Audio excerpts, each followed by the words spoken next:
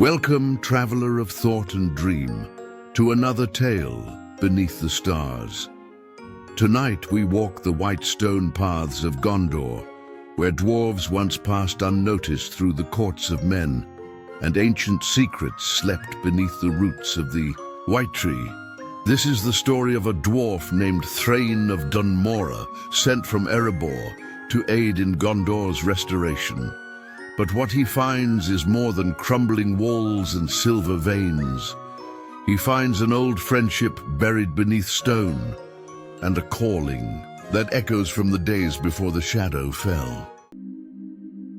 The road to Minas Tirith was quiet beneath the soft hum of early spring winds, and the dwarf called Thrain of Gondor rode alone, save for the steady creak of his cart and the whispered rhythm of hooves on stone. The path climbed slowly, circling the lower city before rising toward the white walls that crowned the hill like a diadem of ivory. The city had changed since the days of war, so the Gondorian guards at the gate told him with polite disinterest.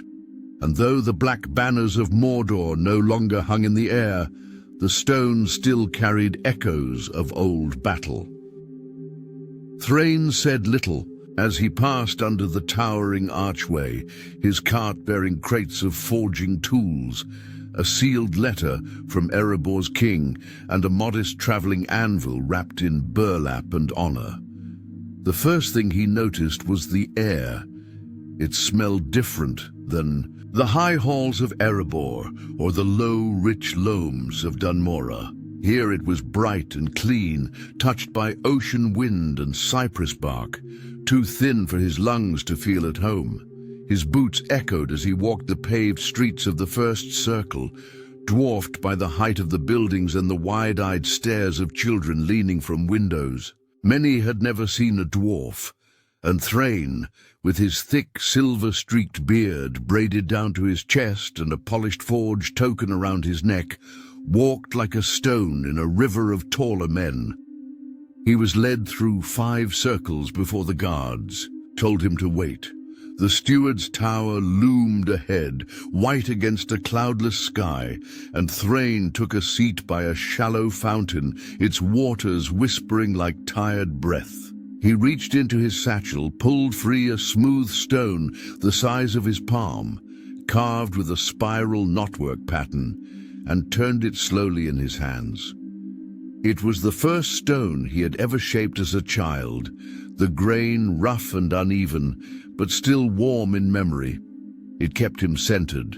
It reminded him of who he was when cities like this pressed in with silence. A man of high office came eventually, his black robe stitched with silver thread, his face long and thoughtful, like he hadn't slept properly since the crowning of Elisar. "You are Thrain, envoy of Erebor?" "I am." "And of Dunmora," Thrain replied, rising. "You bring word from the king under the mountain?" "I do. And stonework, as requested." The man gave a slight bow. "Then come. The steward will receive you. You'll find him more welcoming than the stone suggests." Thrain followed, up through the court of the fountain, where the white tree stood in full bloom, petals soft as ash falling to marble.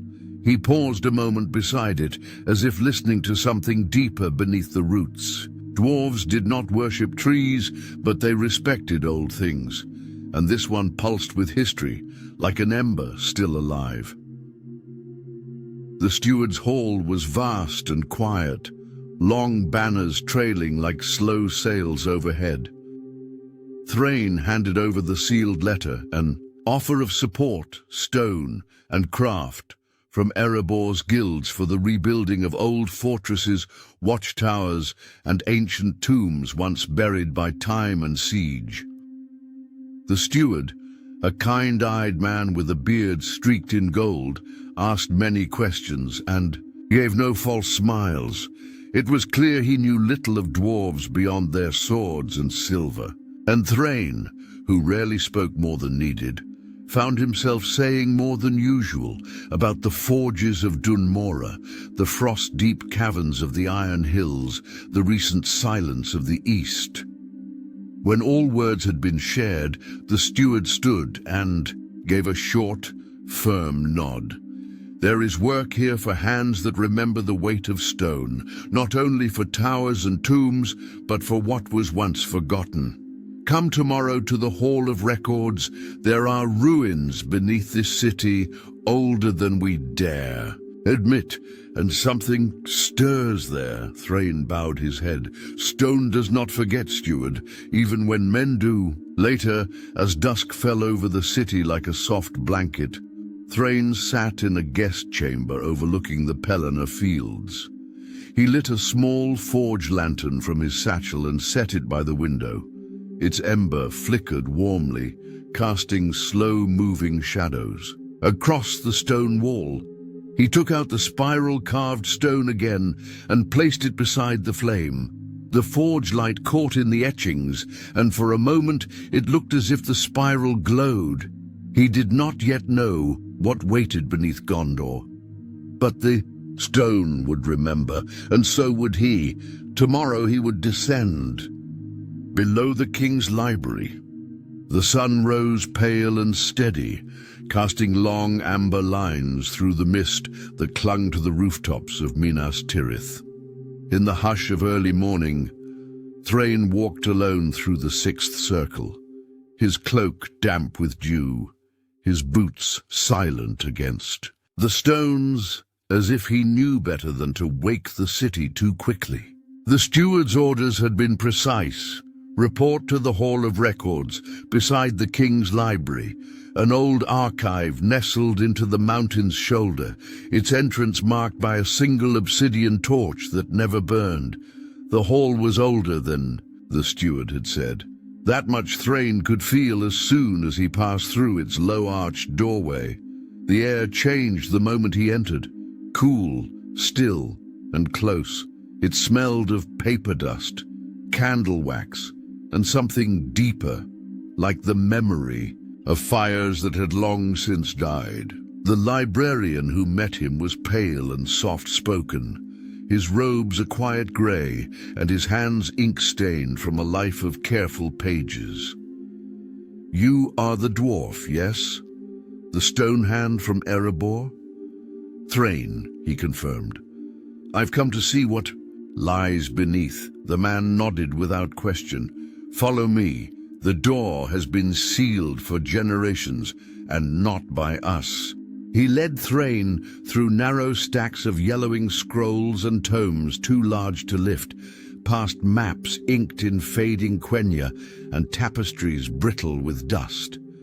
At the far wall, a panel carved with simple ivy patterns gave way to a narrow stair that curved down into the mountain. The librarian paused. "This way lies the old forge vault, the lower vault. Few remember it, but the steward says your people may have walked here once." Thrain touched the stone archway, his gloved fingers brushing a faint chisel mark only a dwarf would notice. "These lines, they're dwarven, not Gondorian, not Numenorian." The librarian gave a quiet breath. "Then perhaps it was not built for us." They descended. The stair grew colder and the torchlight thinner until only Thrain's forge lantern gave color to the grey. At the base, a rusted gate waited. Its hinges had fused long ago, but Thrain only pressed a firm palm to the center and leaned in. The stone shifted, not loudly but obediently, and with a low, grinding sigh the gate opened inward. No key, no magic, just the memory of stone that still knew dwarven touch.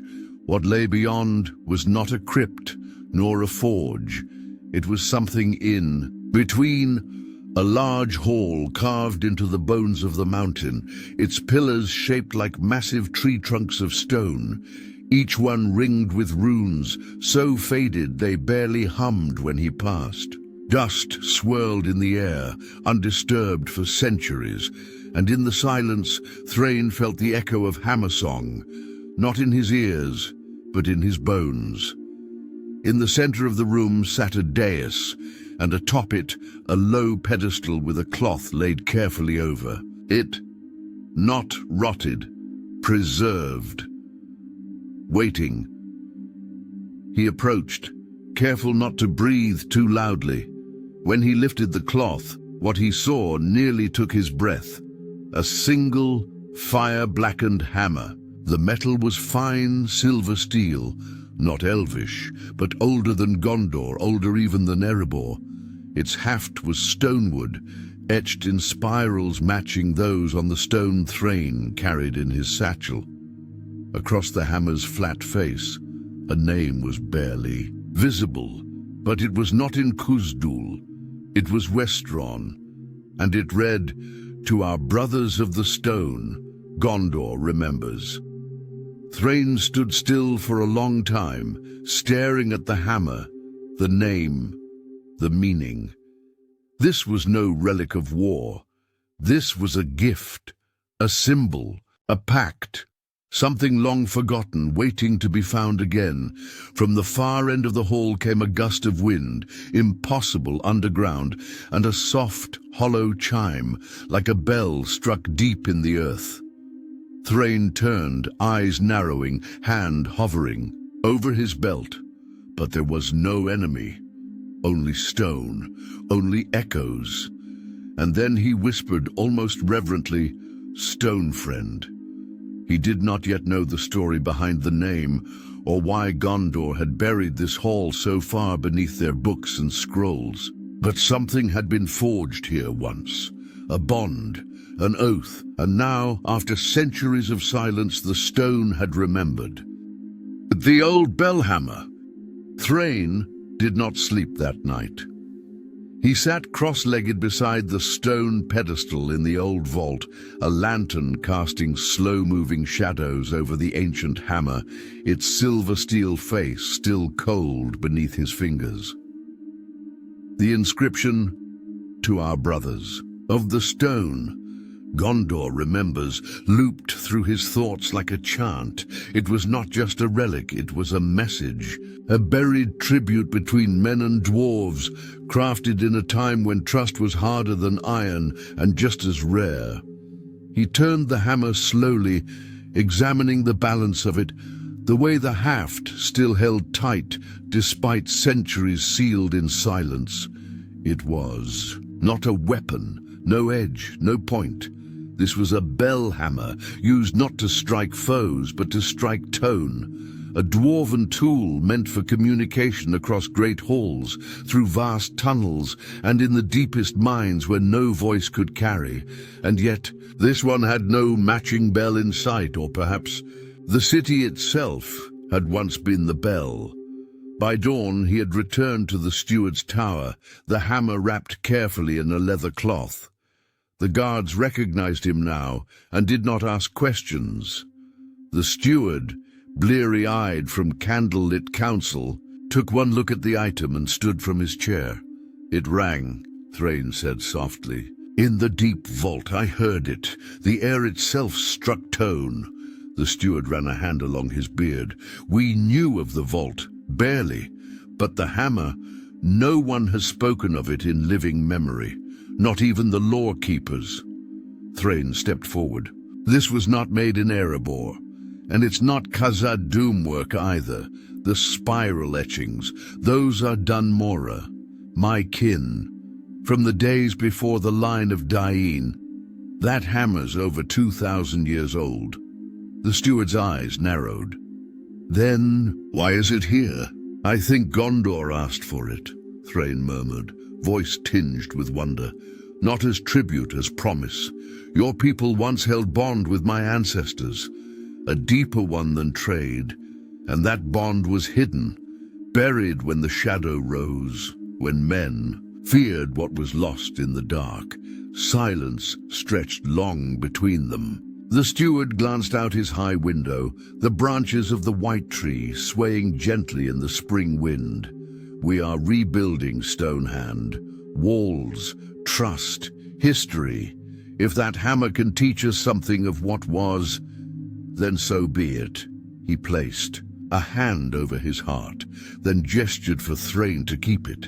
I would ask that you study it further, in the records, in the mountain. If there is a voice buried beneath this city, we must hear it. So Thrain returned again to the lower vault. This time, he brought parchment, charcoal, and 3 small chimes made of copper and steel, each tuned to different notes. He struck the vault pillars gently, one by one, until the air hummed faintly in response. The hall wasn't just a chamber, it was an instrument. The arches, the stonework, even the shape of the ceiling, it all channeled sound, as if built to carry signals through the bones of the mountain, and at the heart of it, the bellhammer. He lifted it again, this time with reverence, and brought it down gently upon the central stone dais, not to shatter, not to alarm, but to call. The note that rang out was low, steady, and sorrowful. It did not echo, but folded in on itself, vibrating through his chest and fingertips like the heartbeat of something ancient just beginning to stir. The walls whispered in reply, faint harmonics fluttering through the chamber like breath. And somewhere behind the vault, beyond, the last pillar, he heard it, another chime, softer, fainter, not struck by him. He froze, lantern trembling in his hand. The sound came again, 3 notes spaced by silence, each one older than the last. Not an echo, a response. He turned slowly toward the far wall, where a small archway stood partially collapsed behind rubble. The stones had shifted slightly. Not enough to fall, but enough to hint at movement. He stepped forward, knelt, and placed the bell hammer gently upon the stone. Stone remembers, he whispered, and stone replies. The ghost of the Stonefriend. The days in Minas Tirith grew warmer, and yet Thrain felt no closer to the surface. He spent long hours in the quiet of the old forge vault, studying the notes left by resonance, listening to how the stone walls sang back his every step. Yet, what called to him most was not the chime of the bellhammer, nor the shifting echo from the sealed arch. It was a name, Stonefriend. He had heard it whispered again, not from the vault this time, but from a mason's apprentice up in the 5th circle. The boy had spotted him in the marketplace, staring too long at a mural half covered in ivy. The painting showed a company of Gondorian soldiers during the siege of Osgiliath, their faces weathered by ash and fire, but at the edge, almost invisible, was the faint shape of a small figure clad in dark iron and silver runes. "You're him," the boy had said, voice low with a mixture of reverence and fear. "The ghost that saved the tower." Thrain blinked, puzzled. Ghost? The lad had only nodded quickly and fled into the alley shadows. And so, late that evening, Thrain followed the lead down to the mason's quarters. Old workshops nestled beneath the 4th circle walls, where stonecutters and bricksmiths passed their craft from father to son. The air was rich with the scent of granite dust and wet mortar, and the tap-tap-tap of chisels was the heartbeat of the place. Thrain waited until twilight, when only one figure remained behind. A tall man with arms like beams and a voice like sand over gravel. His name was Elendare, a veteran mason, and it seemed a keeper of stranger stories. Thrain sat across from him by the glow of a single oil lamp, both men drinking from chipped earthen cups, their words slow as cooled metal. "You've come for the ghost story," Elendare said eventually, not looking up from his sharpening stone. Thrain nodded once. "Tell me." The mason gave a short breath, more memory than laugh. It's old even for me. I heard it when I was a boy of 8, maybe younger. My grandfather told it one night when the fires went low, and no one else dared speak. Said, there was a dwarf, not just any dwarf, mind you, but one that came out of the stone itself during the siege. Thrain listened, still as marble. They called him Stonefriend, Elendil continued. Said he appeared when the old tunnels under the city collapsed, where our people tried to hide from the fire falling from the skies. He dug them out, alone, with a hammer, not a weapon, not to fight but to break the stone holding the children and elders captive. Dug for 3 days, saved 23 souls.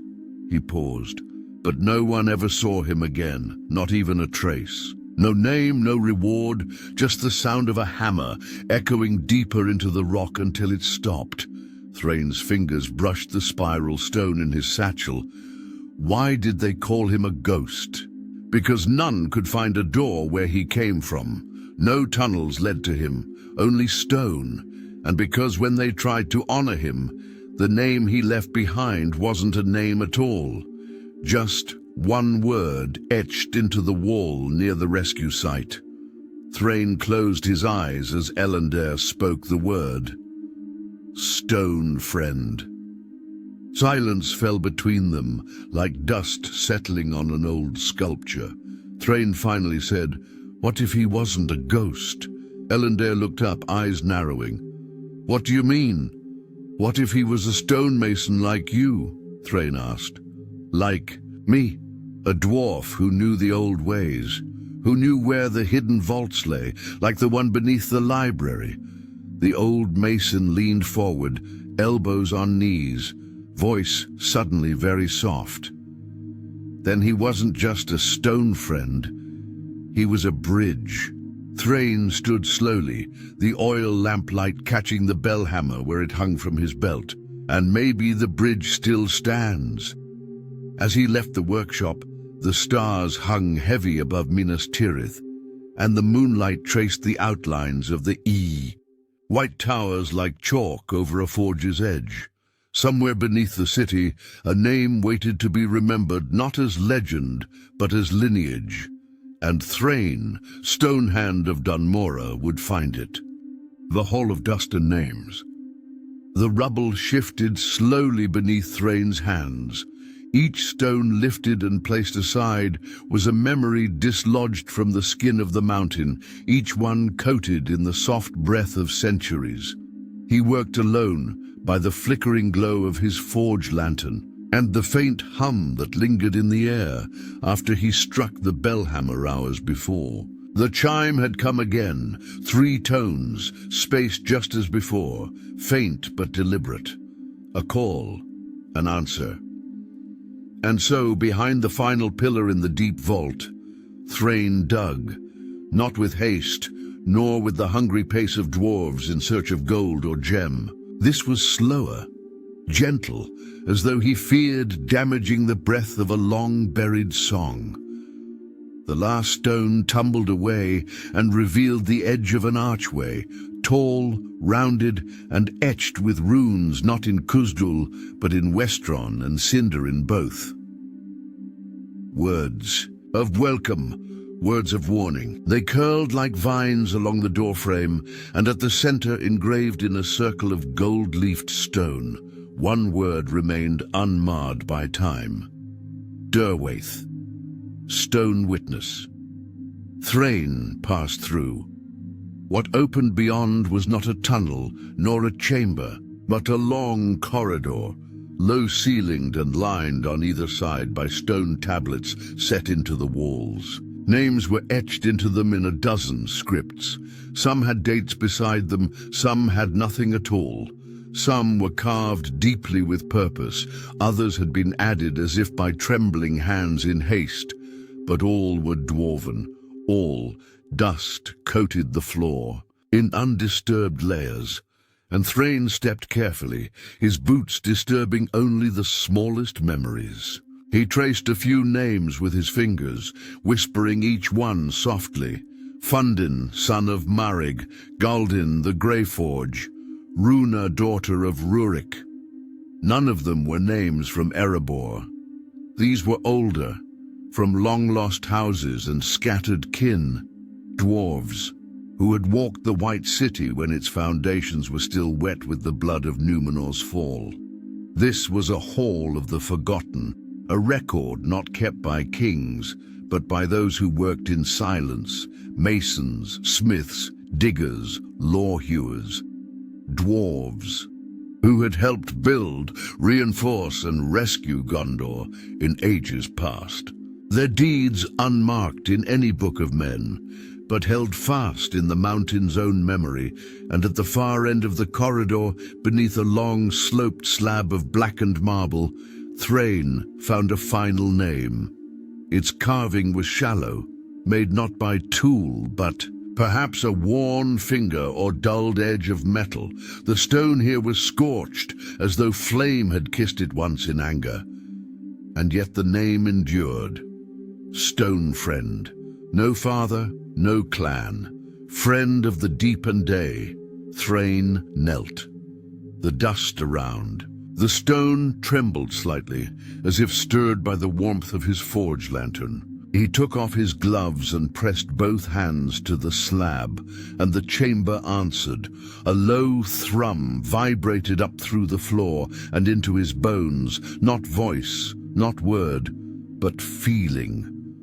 A kind of recognition, like a door being unlocked, not by key, but by remembrance. The bell hammer at his side hummed quietly, resonating with the pulse of the hall. He did not weep.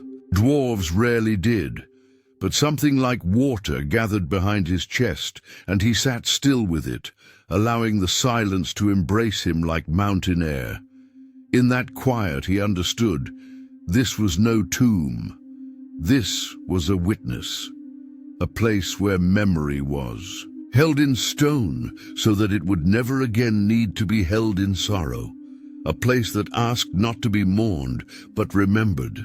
Not glorified, but honored, and beneath the marble slab, something shifted. A small stone panel, carved with the same spiral pattern as the one he carried in his satchel, slid aside without sound. Beneath it, stairs descended, black and narrow. Final passage. Thrain stood, breath steady, hammer in hand. He would follow, not for glory, not for gold, but for the name buried here, a name given not by kin, but by kindness, and for the oath the city above had forgotten. Stonefriend walks again, the pact reforged. The passage wound deep beneath the bones of Minas Tirith, curving like a root grown from the white tree itself, though no light touched these stones. Thrain moved slowly, his forge lantern casting narrow ribbons of glow across the tight, chiseled walls. The deeper he went, the more refined the stonework became. Not Gondorian, not Númenorian, but dwarven, true dwarven, the sort of carving that bore no signature because it didn't need one, the kind that spoke its own name in silence. Every few paces, a rune flared softly in the lantern's light, etched in low relief on the walls, like guideposts left for eyes trained to notice the unseen. They read not in language, but in feeling. Friend, witness, remember. Thrain followed them. The stair ended in a flat hall lined with smooth, seamless stone, as if the mountain had offered its skin willingly. At the far end stood a great door. No hinges, no handle, only a central panel carved in the shape of two hands joined over a mountain peak. Thrain reached forward and placed his palm to one hand. Nothing moved, but slowly he placed his other hand to the opposite carving. The mountain exhaled with a slow groan like old breath released from deep lungs. The door receded inward and slid aside, revealing a circular chamber lit not by flame, but by a pale silver glow that shimmered from the ceiling like moonlight trapped in crystal. Thrain stepped inside, This was no vault, it was a council room. 8 stone thrones circled the chamber, their backs shaped like shields bearing symbols of both dwarven and Gondorian design, hammers paired with swords, pickaxes crossed with olive branches. Each throne faced inward toward a low platform, upon which sat a singular object, a scroll case forged of mithril and basalt, sealed at both ends with a rune Thrain did not know. He approached slowly, reverently, kneeling before the dais as one might kneel before a king, and then he heard it, not a sound, not words, but a memory rising through the stone itself, like mist from a still pool. A voice layered with age, not dwarven, not Gondorian, something between, a pact written not for war, but for silence, for those who would guard the peace between, stone and city, for those who would dig but not disturb, build but not bind. Thrain's fingers trembled slightly as he touched the scroll. The seal did not resist him. It opened with a soft release of pressure, like something long held, simply waiting to be remembered. Inside were 2 pages, one in Westron, one in Kuzdul. The Westron read, "To those who stand in shadow, to those who hold the walls from beneath, we the keepers of the White City do bind ourselves in trust to the Stoneborn. Let no war or word undo this kinship, and let no name be greater than the shared name, Stonefriend." Below the words was a mark, not of a king, but of a mason, a circle split by a mountain peak. Thrain read it twice, then a 3rd time, and finally set the scroll back into its resting place. He understood now.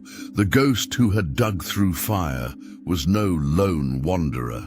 He had been the last of this council, the final guardian of a bond hidden beneath years of silence, buried beneath fear and forgetfulness. And now it was Thrain's to restore. He rose to his feet and faced the stone thrones. By hammer, by heart, by stone, he began, voice low but steady. "I claim this oath not for Erebor, nor for Dunmora, but for all dwarves who shaped Gondor's bones. I carry the name Stonefriend not for glory, but for truth."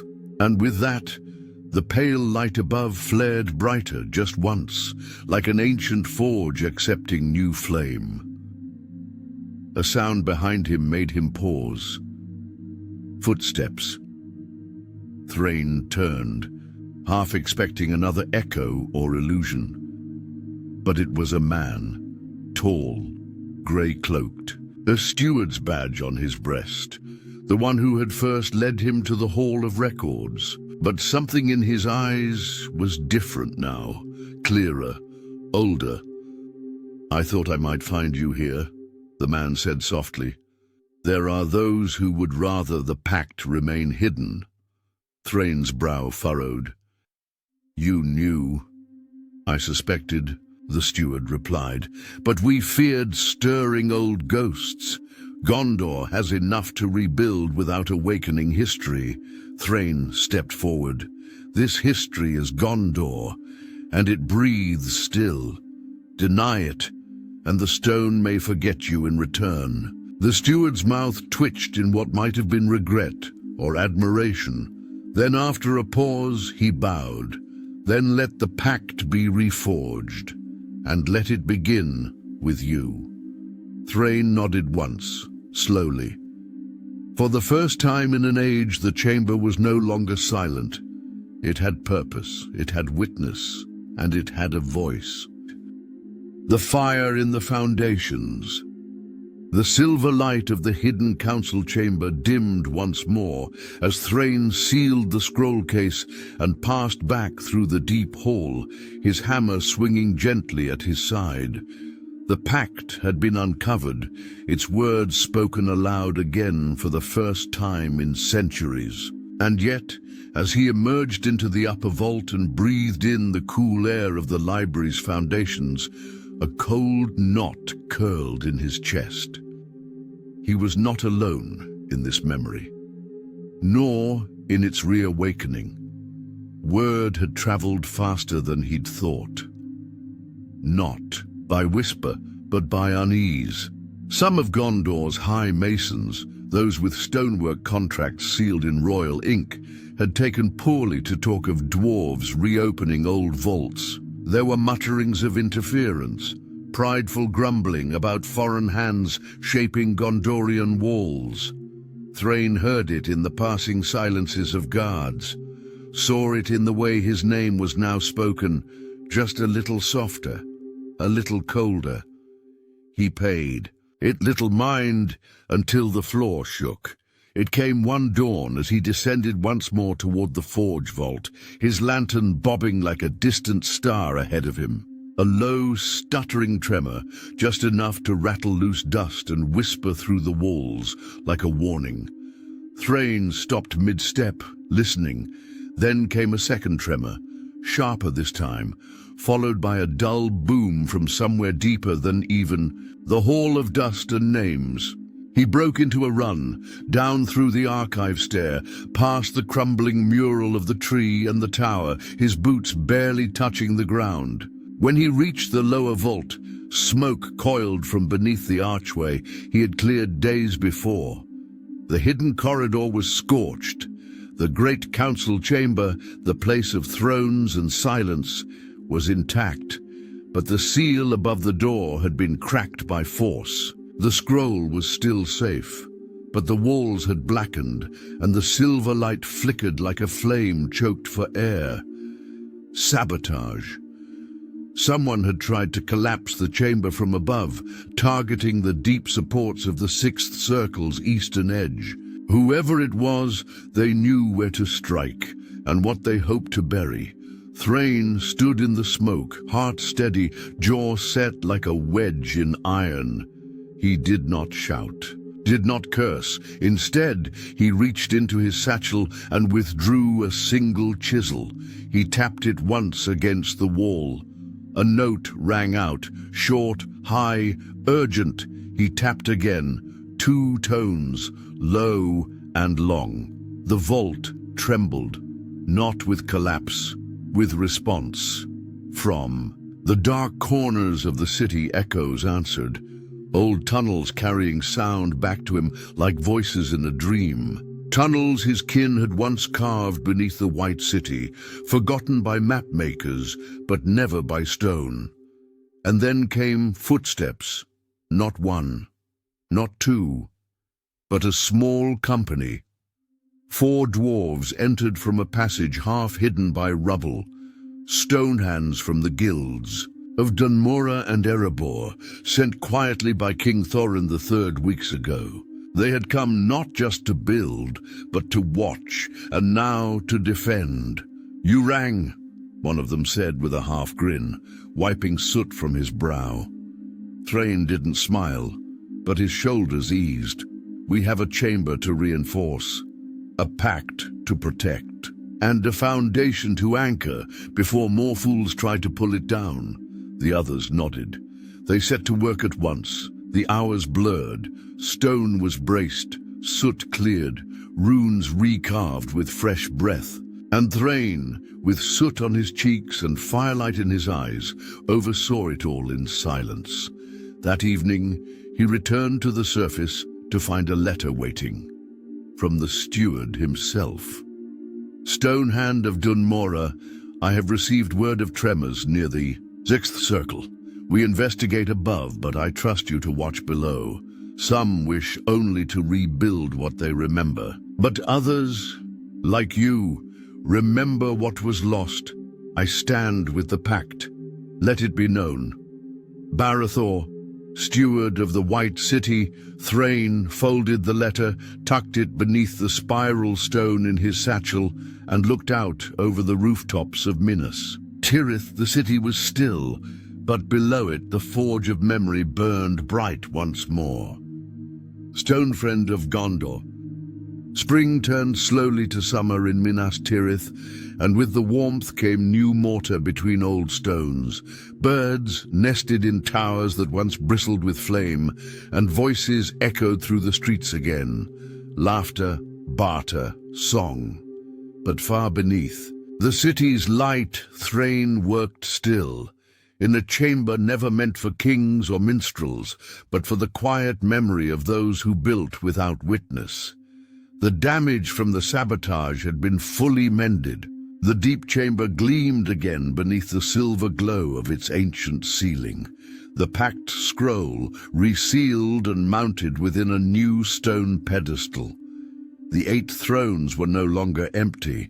Upon each seat, a carved effigy now rested, one for each of the dwarves Thrain had labored beside these last weeks. Not likenesses, not portraits, just shapes of stone bearing the same tools each dwarf carried: a hammer, a chisel, a measuring rod, a lantern.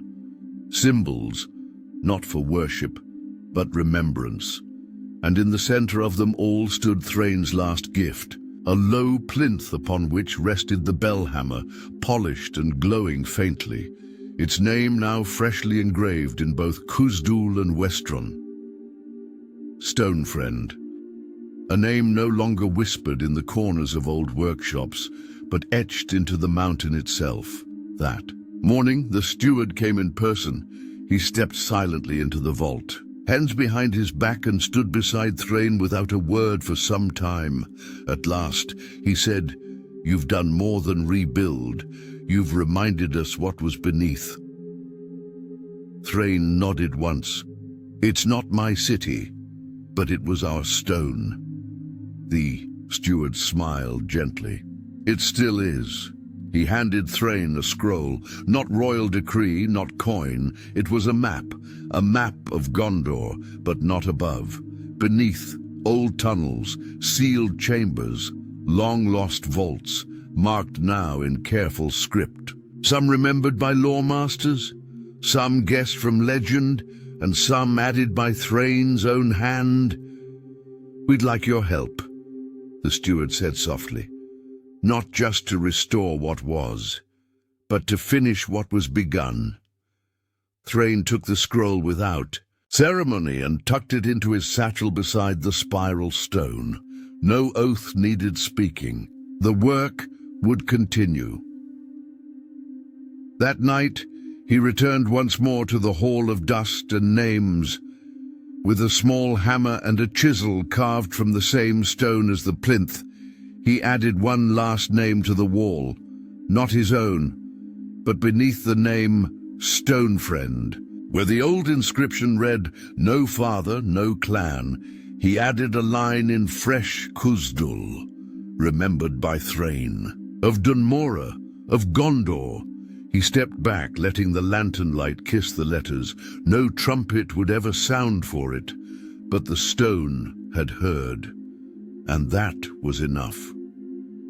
As Thrain emerged into the upper city beneath a silver-swept sky, petals from the white trees swirled through the air like ash caught in wind, and the towers rang not with battle, but with bells, soft and true.